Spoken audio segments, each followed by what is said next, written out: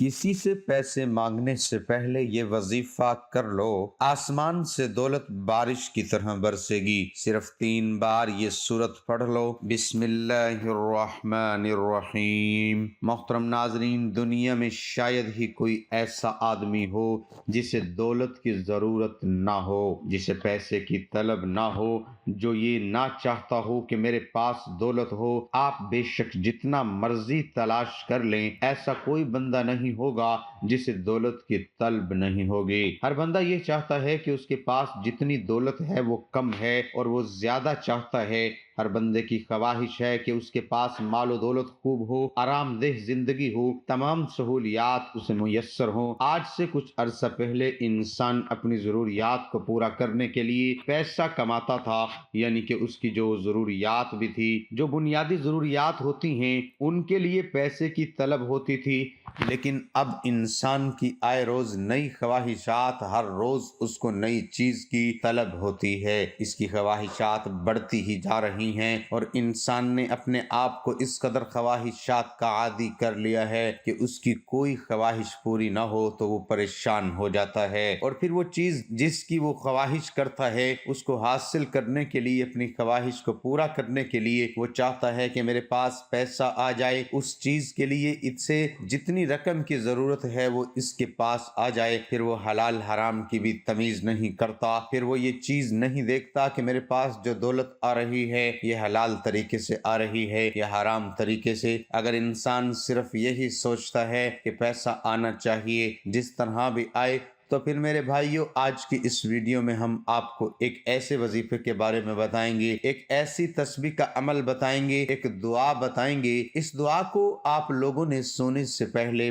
پڑھ لینا ہے، یعنی کہ جب آپ سوتے ہیں اس سے پہلے آپ نے پڑھ لینا ہے۔ اس دعا کی برکت سے آپ کے پاس کبھی پیسوں کی کمی نہیں آئے گی، دولت آپ کے گھر خوب آ جائے گی۔ نبی کریم صلی اللہ علیہ وسلم کا فرمان مبارک ہے کہ میری امت کا جو فتنہ ہے وہ مال ہے۔ اور میرے بھائیوں، آپ لوگوں نے دیکھا ہوگا کہ آج کل لوگ اس فتنے میں سب سے زیادہ پڑ گئے ہیں، اور ہم اس قدر گر چکے ہیں کہ جہاں سے بھی ہمیں مال حاصل ہو، ہم یہ نہیں دیکھتے کہ یہ کیا ہے، ہم اپنا ضمیر تک بیچ دیتے ہیں، پرواہ ہی نہیں کرتے کہ اس کے پیچھے کیا ہے۔ لوگ مال بنانے کے چکر میں لوگوں کے منہ سے، غریب لوگوں کے منہ سے آخری نوالا تک چھین رہے ہیں، اپنی تجوریاں بھر رہے ہیں، مال پہ مال بنا رہے ہیں۔ انسانیت کی قدر کم ہو گئی ہے، غریبوں کا خیال لوگوں کے دلوں سے نکل چکا ہے، ہر کسی کو اپنی پڑی ہوئی ہے۔ میرے بھائیوں، مال بنانے کی یہ جو ہوس ہے یہ قبر تک ختم نہیں ہوتی، انسان کا پیٹ نہیں بھرتا۔ جتنے بھی امیر لوگ اس دنیا سے چلے گئے ہیں وہ اپنے ساتھ سوائے کفن کے کچھ بھی نہیں لے کر گئے۔ وہاں پر جو چیز کام آئی ہے وہ انسان کے اعمال ہی ہیں۔ اس لیے اپنے آپ کو ایسے کاموں میں ڈالیں، اپنے رزق کو ایسی جگہ پہ خرچ کریں، ایسے لوگوں پر خرچ کریں جن سے آپ کو آخرت میں بھی فائدہ ہو اور یہاں پر بھی فائدہ ہو۔ آج جو لوگ غریب لوگوں کا خون چوس رہے ہیں، انہیں روز محشر والے دن اس کا حساب دینا ہوگا۔ اس لیے میرے بھائیوں، میری آپ تمام لوگوں سے گزارش ہے، آپ مہربانی کر کے لوگوں کا خیال کریں، اللہ کی جو مخلوق ہے اس کا احساس کریں، ان کے کام آئیں، ان کو خوشیاں دیں، اپنی خوشیوں میں انہیں شامل کریں۔ جب وہ کسی تکلیف میں ہوں تو ان کے غم دکھ بانٹ لیا کریں، ان کے لیے آسانیاں پیدا کریں۔ اللہ پاک بھی آپ کے لیے آسانیاں پیدا کرے گا۔ آپ کو چاہے اپنے اللہ کے احکامات مانیں، آپ ادھر غریب لوگوں کا خون چوس رہے ہیں تو کیا فائدہ آپ کی عبادت کا؟ اس لیے ایسے کام کریں جو ہمیشہ ہمیشہ کے لیے آپ کے لیے فائدہ مند رہیں، اس جہاں میں بھی اور آخرت میں بھی آپ کے ان کاموں سے آپ کو بہت زیادہ فائدہ حاصل ہو۔ قرآن مجید کی سورۃ تکاثر کی پہلی آیت کا مفہوم ہے کہ تم کو زیادہ کے حرص نے غفلت میں رکھا، یہاں تک کہ تم نے قبریں جا دیکھی۔ اسی حقیقت کو رسول اللہ صلی اللہ علیہ وسلم نے اس طرح بیان کیا ہے کہ ابن آدم کے پاس مال و دولت سے پہلے مال و دولت سے بھری 2 وادیاں ہوں تب بھی وہ تیسری کی خواہش کرے گا۔ ابن آدم کا پیٹ قبر کی مٹی کے سوا کوئی چیز نہیں بھرتی۔ ہم میں سے ہر شخص دوسروں کو اپنے سامنے مرتا ہوا اور دفن ہوتا ہوا دیکھتا ہے۔ ہم دیکھتے ہیں کہ کفن میں جیب نہیں ہوتی اور قبر میں مٹی کے سوا کچھ نہیں ہوتا، مگر اس کے باوجود ہماری غفلت ختم نہیں ہوتی، ہماری حرص و ہوس ختم نہیں ہوتی۔ ہم مال کو رشوت حرام، دھوکے اور جھوٹ سے کماتے ہیں۔ ہم مال کو سینت سینت کر رکھتے ہیں، ہم مال کو دوسروں پر خرچ نہیں کرتے، ہم مال کو اسراف اور نمود و نمائش پر اڑاتے ہیں، ہم مال کی محبت میں متوالے ہوئے جاتے ہیں۔ مگر قرآن یہ کہتا ہے تم ان قریب جان لوگے کہ جس مال کے پیچھے تم نے آخرت کو گوایا، جس مال کے پیچھے خدا کے غضب کو بھڑکایا، جس مال کے پیچھے اللہ کے احکامات کو نظر انداز کیا، جس مال کے پیچھے مظلوموں کی بد دعائیں لی، جس مال کے پیچھے حقداروں کے حقوق دبائے، وہ مال برباد ہو گیا۔ آخرت کی حقیقی دنیا میں اس کی اہمیت کچھ نہیں۔ یہ وقت بہت سے لوگوں پر آ چکا ہے، بہت جلد ہم پر بھی آنے والا ہے، مگر ہم کلام خدا کی پکار سننے کے لیے تیار نہیں، ہم رسول خدا صلی اللہ علیہ وسلم کی پکار سننے کے لیے تیار نہیں، ہم خود کو حلال تک محدود کرنے کو تیار نہیں، ہم حقداروں پر مال خرچ کرنے کے لیے تیار نہیں، ہم نمود و نمائش، اسراف و بخل چھوڑنے پر تیار نہیں، مگر ان قریب موت ہمیں بھی بتائے گی کہ مال کچھ نہیں تھا، دنیا کچھ نہیں تھی، اصل فلاح اور اصل کامیابی آخرت کی کامیابی تھی، مگر اس وقت بہت دیر ہو چکی ہوگی۔ اس حقیقت سے انکار نہیں کیا جا سکتا کہ پیسہ انسان کی زندگی میں بہت ہی اہمیت کا حامل ہے۔ پیسے سے انسان روٹی، کپڑا، مکان اور اپنی زندگی کی دیگر ضروریات پوری کرتا ہے، اپنی سماجی ضروریات پوری کرتا ہے، تعلیمی سفر جاری رکھنے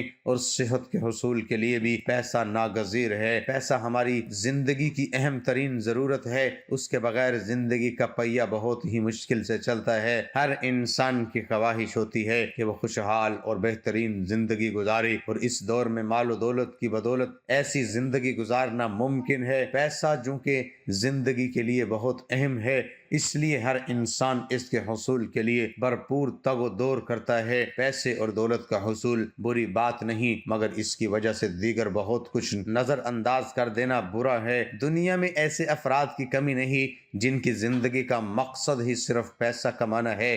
اس مقصد کی خاطر وہ لوگ کسی بھی حد تک جا سکتے ہیں، اخلاقیات کی ہر حد پامال کر جاتے ہیں، برائی کی ہر حد پار کر جاتے ہیں۔ ایسے افراد کے نزدیک عزیز ترین خونی رشتوں کی بھی کوئی اہمیت نہیں ہوتی۔ انہیں زیادہ سے زیادہ دولت کمانے اور جمع کرنے کی ہوس ہوتی ہے۔ اپنی ہوس کو پورا کرنے کے لیے وہ لوگ کسی کو نقصان پہنچانے سے بھی گریز نہیں کرتے۔ صبح اٹھنے کے بعد سے رات کو بستر پر جانے تک انہیں ہر لمحہ یہی دھن سوار رہتی ہے کہ کس طرح زیادہ سے زیادہ پیسہ جمع کیا جائے۔ اس کوشش میں انہیں قوانین و ضوابط توڑنے اور اخلاقی حدود پامال کرنے میں بھی کوئی عار محسوس نہیں ہوتی۔ یہ لوگ حلال و حرام کی تمیز بھول جاتے ہیں اور ذاتی مفاد، خود غرض اور نفسانیت ہر وقت ان کے پیش نظر رہتی ہے۔ دوسری طرف کچھ ایسے لوگ بھی سماج میں پائے جاتے ہیں جو مال و دولت کمانے کی فکر کرنے کو ناپسندیدہ سمجھتے ہیں۔ ان کے نزدیک یہ دنیا داری، مذہبیت، دینداری اور تقوی کے مغایر ہے۔ اس کے مقابلے میں فقر و فاقہ کی زندگی گزارنا اور تنگی و ترشی سے رہنا اجر و ثواب کا باعث ہے، اور اس کی بڑی فضیلت بیان کی گئی ہے۔ یہ دونوں نقطہ ہائے نظر دو انتہاؤں پر ہے، راہ اعتدال ان کے درمیان ہے، اور اسی کی اسلام نے تعلیم دی ہے۔ آپ لوگ بھی غریب ہیں، محتاج ہیں، تنگ دست ہیں، اور چاہتے ہیں کہ آپ کے لیے بھی اللہ پاک ایسے وسائل پیدا کر دے۔ اللہ پاک آپ کو بھی بہترین اور بہت زیادہ رزق عطا فرمائے، جن اعمال سے، جن وظائف سے آپ کے پیسوں کی کمی پوری ہو جائے، آپ کے مال میں، رزق میں بہت زیادہ اضافہ ہو جائے، آپ کی جو محتاجی ہے، آپ کی جو غربت ہے وہ ختم ہو جائے۔ تو آپ لوگوں نے یہ وظیفہ ضرور کر لینا ہے۔ آپ اس ویڈیو کو پورا دیکھیے گا، کیونکہ کئی ویڈیو میں ہم جو وظیفہ بتاتے ہیں، جو تسبیح ہوتی ہے، اس کا عمل ویڈیو کے درمیان میں بتا دیتے ہیں یا آخر میں، تو کچھ لوگ ویڈیو کو تھوڑا سا ہی دیکھ کر بعد میں کمنٹس میں پوچھ رہے ہوتے ہیں کہ وظیفہ بتا دیں۔ وظیفہ تو آپ نے بتایا ہی نہیں، اس لیے میرے بھائیوں ویڈیو کو پورا دیکھا کریں۔ ویڈیو میں ہم وظیفہ ضرور بتاتے ہیں۔ وظیفہ شروع کرنے سے پہلے اول و آخر 3 مرتبہ درود پاک پڑھیں۔ آپ درود ابراہیمی پڑھ لیں یا کوئی بھی چھوٹا درود پاک بھی پڑھ سکتے ہیں جو آپ آسانی سے پڑھ سکتے ہوں، آپ وہی درود پاک پڑھ لیں۔ 1 مرتبہ میرے ساتھ بھی درود پاک پڑھ لیں تاکہ ثواب ہو۔ اللہم صلی علی محمد وعلی آل محمد کما صلیت علی ابراہیم وعلی آل ابراہیم انک حمید مجید۔ اللہم بارک علی محمد وعلی آل محمد کما بارکت علی ابراہیم وعلی آل ابراہیم انک حمید مجید۔ درود پاک پڑھنے کے بعد سورۃ فاتحہ آپ نے 3 بار پڑھنی ہے۔ بسم اللہ الرحمن الرحیم، الحمد للہ رب العالمین، الرحمن الرحیم، مالک یوم الدین، ایاک نعبد و ایاک نستعین، اہدنا الصراط المستقیم، صراط الذین انعمت علیہم غیر المغضوب علیہم ولا الضالین۔ اس کے بعد میرے بھائیو یہ دعا پڑھنی ہے آیت کریمہ لا الہ الا انت سبحانک انی کنت من الظالمین۔ آپ نے اس دعا کو رات کو سونے سے پہلے 21 مرتبہ پڑھ لینا ہے۔ 21 مرتبہ آیت کریمہ کو پڑھ کر آپ نے 3 تسبیح یا غنیو یا مغنیو یا غنیو یا مغنیو یا غنیو یا مغنیو یہ پڑھ لینی ہے، اور 21 مرتبہ لا الہ الا انت سبحانک انی کنت من الظالمین پھر یہ دعا پڑھ لینی ہے، اور اول و آخر میں 3 بار سورۃ فاتحہ پڑھ لینی ہے۔ محترم ناظرین، سورۃ فاتحہ نماز کا رکن ہے، چنانچہ سورۃ فاتحہ کے بغیر نماز صحیح ہو ہی نہیں سکتی، جیسے کہ سیدنا عبادہ بن صامت رضی اللہ عنہ سے مروی ہے کہ رسول اللہ صلی اللہ علیہ وسلم نے فرمایا اس شخص کی کوئی نماز نہیں جس نے سورۃ فاتحہ نہیں پڑھی۔ حدیث میں ہے کہ صحیح بخاری میں ابو متوکل ناجی رحمۃ اللہ علیہ ابو سعید خدری رضی اللہ عنہ سے بیان کرتے ہیں کہ نبی صلی اللہ علیہ وسلم کے چند صحابہ کرام عرب کے کسی قبیلے کے قریب سے گزرے اور سورۃ فاتحہ کے ذریعے دم کرنے کی مکمل روایت بیان کی، پھر کہا اس حدیث میں آیا ہے کہ بچھو کے کاٹے ہوئے مریض کو سورۃ فاتحہ سے شفا ملی اور دوا کی ضرورت ہی نہ رہی، بلکہ سورۃ فاتحہ کا اثر وہاں بھی ہوا جہاں کوئی دوا اثر نہیں کر رہی تھی۔ یہاں یہ بھی واضح رہے کہ جس شخص کو دم کیا گیا تھا وہ دم کے قابل نہیں تھا، یا تو اس کے لیے کہ وہ قبیلہ مسلمان نہیں تھا، پھر اس کے لیے وہ قبیلے والے کنجوس اور بخیل تھے، اور اگر دم کے قابل شخص کو دم کیا جائے تو پھر کتنے ہی خوب نتائج برآمد ہوں گے۔ ابن قیم رحمۃ اللہ علیہ مزید لکھتے ہیں کہ مجھے طواف وغیرہ کے دوران بعض اوقات ایسا شدید درد اٹھتا کہ میں حرکت نہیں کر سکتا تھا، تو میں ایسی کیفیت میں فوری طور پر سورۃ فاتحہ پڑھ کر درد والی جگہ پر ہاتھ پھیرتا تو درد ایسے رفع ہو جاتا جیسے تھا ہی نہیں۔ میں نے اس چیز کا تجرباتی مشاہدہ کئی بار کیا ہے۔ اسی طرح زمزم کا پیالہ بھر کر اس پر سورۃ فاتحہ پڑھ کر پیتا تو مجھے بہت فائدہ اور توانائی حاصل ہوتی کہ کسی دوا سے اتنی شفا نہ ملتی تھی۔ انشاءاللہ اللہ پاک کے فضل و کرم سے روزی میں رزق میں اتنی وسعت آ جائے گی آپ پوری زندگی کسی کے محتاج نہیں رہیں گے۔ آپ کی جو دولت ہے وہ آپ کے گھر آ جائے گی۔ اللہ پاک آپ کی مشکلات جو ہیں وہ رزق کے حوالے سے ہے، جو دولت کے حوالے سے ہے وہ ختم کر دیں گے، اور راتوں رات ہی میرا اللہ ایسا معجزہ کرے گا کہ آپ کے گھر میں دولت پہنچ جائے گی۔ جو بھی آپ کو وظیفہ بتایا جاتا ہے اس کو پورے یقین کے ساتھ کر لیا کریں، انشاءاللہ جو یقین ہوتا ہے اس وظیفوں میں کامیابی کی ضمانت ہوتا ہے۔ آپ کی مشکلات ختم ہو جائیں گی۔ میرا اللہ، میرا پروردگار بادشاہوں کا بادشاہ آپ کو بہتر اور کھلا رزق عطا فرمائے گا۔ ناظرین، گزارش ہے کہ اللہ تعالیٰ کے 99 ناموں میں سے کوئی ایک نام کمنٹ باکس میں لکھ کر ضرور شیئر کریں۔ اللہ ہم سب کا حامی و ناصر ہو، آمین۔